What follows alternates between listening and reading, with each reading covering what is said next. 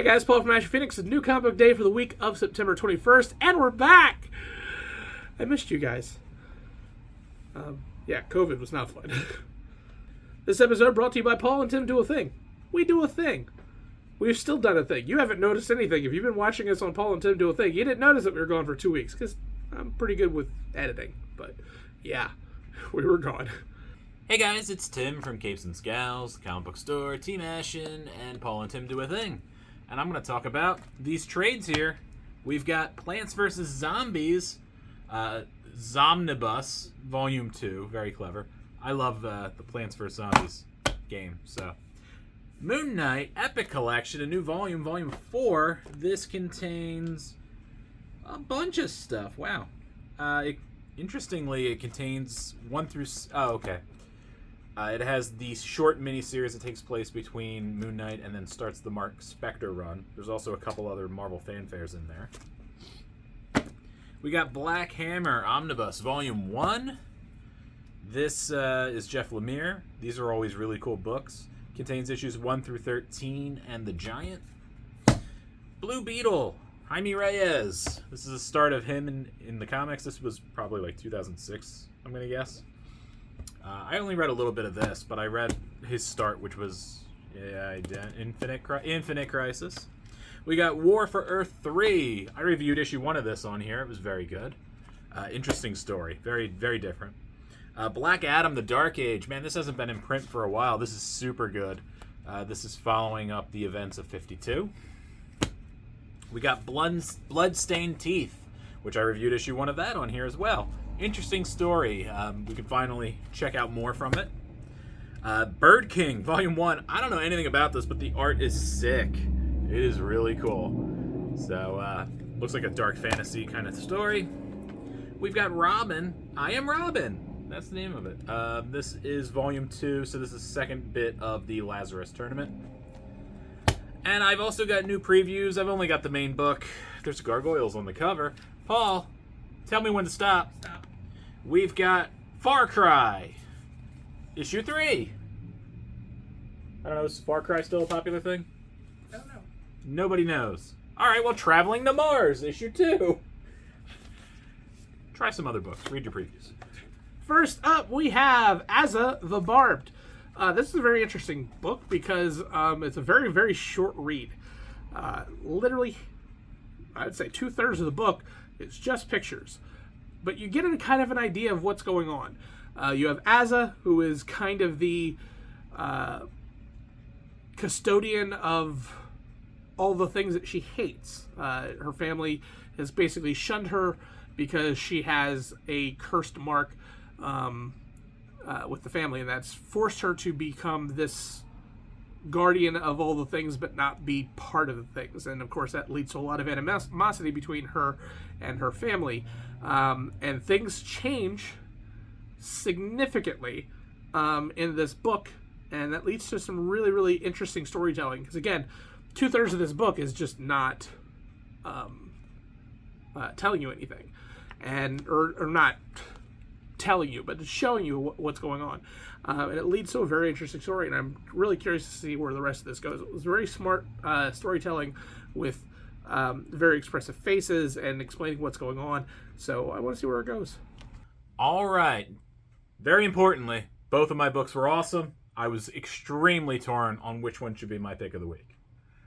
First up, we got Vanish from Image Comics. This is Donny Cates doing stuff with Ryan Stegman again, both known for their Venom run. This is a new character. This feels like Spawn to me. It's just very dark, weird. It's like a Harry Potter meets Spawn. I don't know. The art is so gruesome and dark. What we have here, and you kind of go flashback back to the past and go back to the forward a bunch. You're Tarantinoing it.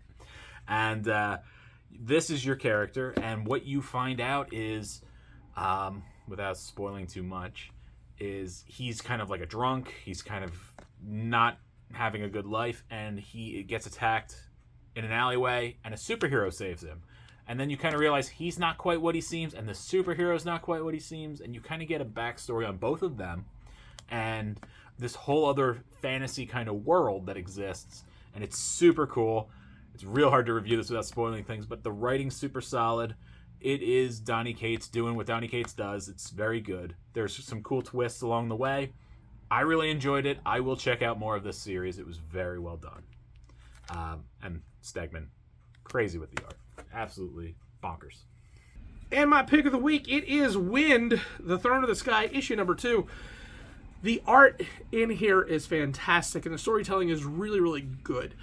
Because, again, if you've read the first installment of Wind, you understand what's going on. This still does a very good job of being able to put you where you need to go and where the story is heading.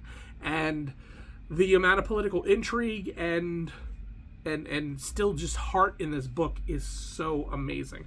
I love everything about it. The writing has been solid all the way through so far. The art has been amazing. This is definitely something you should check out. You don't even need to check out the first series, although I really want to check out the first series just to see what I'm missing, what isn't being told here. But I absolutely love it. You should definitely pick it up. All right, time for my pick of the week. Paul, what's my pick of the week? I have no idea. That's right, that hasn't changed in 2 weeks. Yeah, that's true. It's actually Bloodshot. Oh, okay. Bloodshot Unleashed, issue 1. It's got art by John Davis Hunt. I love him. Ever since Clean Room, he just does the grossest, most awful art. It's so awful in a good way. And Dennis Camp. And Dennis Camp is your writer. And this book is really solid. If you've never read a Bloodshot, I think this gives you enough to jump in. But that gross John Davis Hunt art is so good. What we basically have going on here, if you don't know Bloodshot cannot die, essentially. He kind of Frankensteins himself back together. And his blood, he has little machines in his blood that kind of heal him every time he gets gruesomely mutilated. And he gets mutilated a bunch in this book, don't worry. But he is approached by somebody who works for the government, who is essentially telling him that there are other kind of superpowered people. He wasn't the only project that was made, and a bunch of them just got loose. And it's a lot. So he is... They're like, I'm not even giving you any hopes for the future or anything. They're like, some of this is going to cross your path. I just want you to be aware of it and be ready for it. And of course that starts to happen in this issue. This is so gruesome and so fun. And I really like the way it's written. I like how there's only so many characters in this first issue, but the way they talk to each other and the way they express how they're feeling is pretty interesting. One villain is just really kind of talking about how society failed him and how really preaching certain idealisms onto a kid will stick and will last because a kid just doesn't know. And it's very interesting, and it makes some of the villains more sympathetic, even though you clearly see their POS. So I thought this book was sick. I thought it was great. I will read more, and I always love that art. So if you haven't checked out Bloodshot in a while, this is perfect. Check it out. All right, guys, that is it. Glad to be back. Still very tired. But all our other stuff is still running like normal. You haven't really seen a break outside of here. So Paul and Tim Do a Thing is still going. Campfire Ashes for Paul. Capes and Scowls for me. Everything is still running. So, yeah, business as usual. We'll see you guys later.